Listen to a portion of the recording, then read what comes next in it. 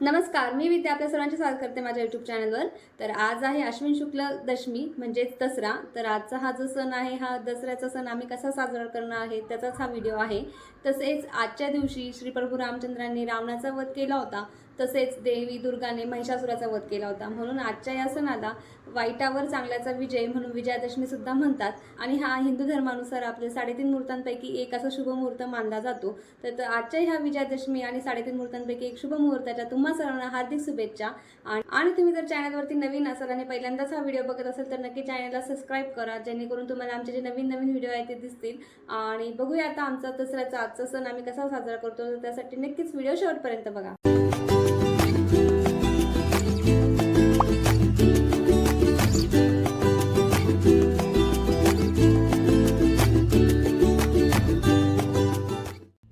And good morning everyone. तर सकाळची आमची दसऱ्याच्या सणाची सुरुवात झालेली आहे गाडी धुण्यापासून.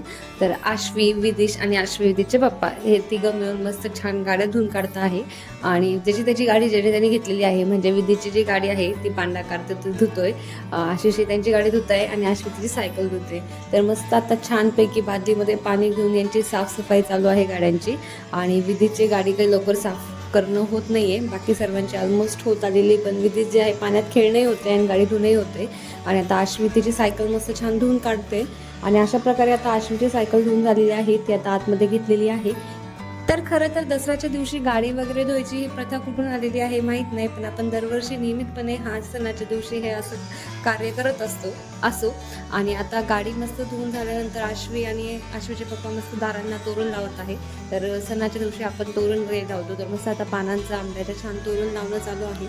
आणि आता स्वतःची पण अंघोळ झाल्यानंतर मस्त छान गाडीची पूजा करत आहे, म्हणजे जे सायकल वगैरे जे धुतलेलं आहे त्याची आश्वीने मस्त त्याच्या सायकलची पूजा केलेली आहे, आशिष यांनी त्यांच्या गाडीची पूजा केलेली आहे. आणि अशा प्रकारे आता सणाची सुरुवात झालेली आहे.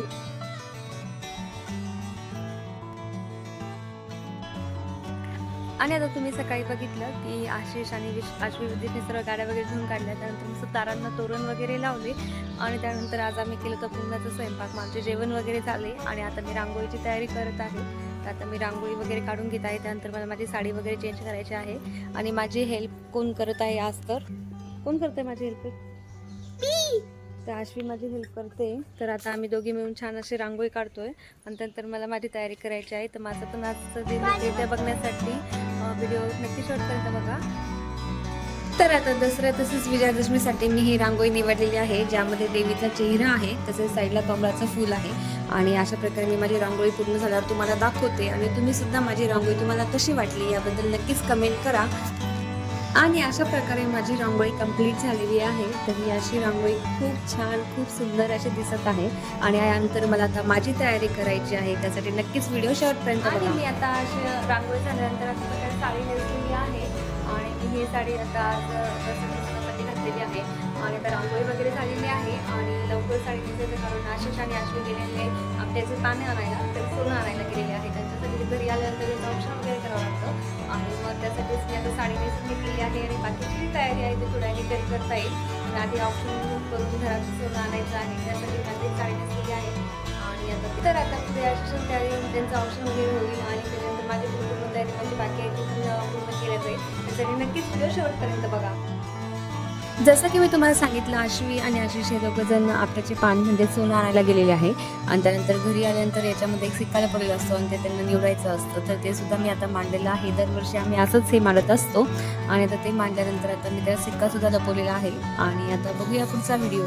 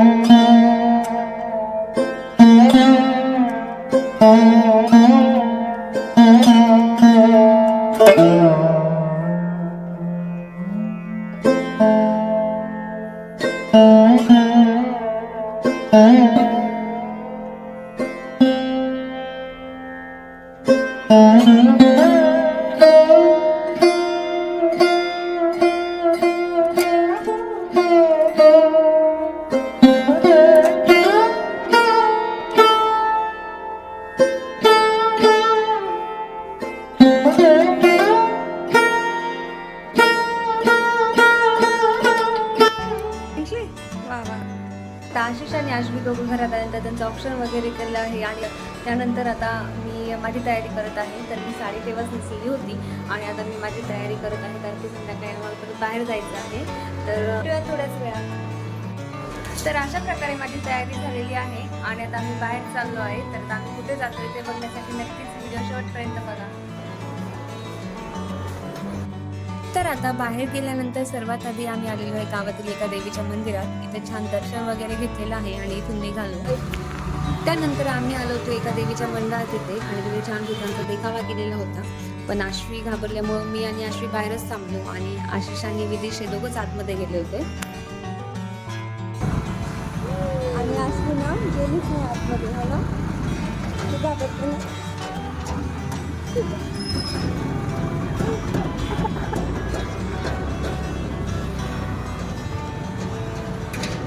आम्ही आलेलो आहे रावण दहन बघायला फॅक्टरीमध्ये, वरंगाव फॅक्टरीमध्ये. आणि आता अश्विन आणि विदिशला रावण दाखवायचं आहे. तर पहिल्याच वेळेस आलेलं आहे आज विदिशसाठी. आणि इथे मस्त छान फटाके फुटत होते आणि ते फटाक्यांची आतिषबाजी बघून इतकं छान वाटत होतं. म्हणजे अश्विन विदिशने सुद्धा एन्जॉय केलं आणि आम्ही पण एन्जॉय केलं. आणि पुढे हे फटाके बघत बघत आम्ही तिथे रावण दहनाचा कार्यक्रम आहे तिथे पोहोचलो आणि इथे सर्वजण जमले होते रावण दहनाच्या कार्यक्रमासाठी. आणि आता आम्ही पण इथे आलेलो आहे.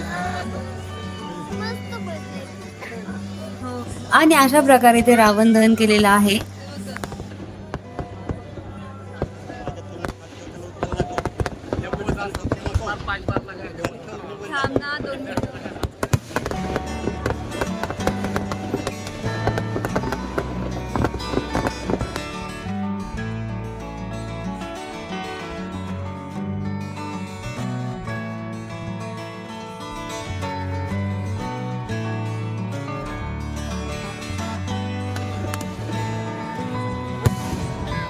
मग इथे अशा प्रकारे रावण दहन झाला आणि त्यानंतर आम्ही घरी जायला निघालो.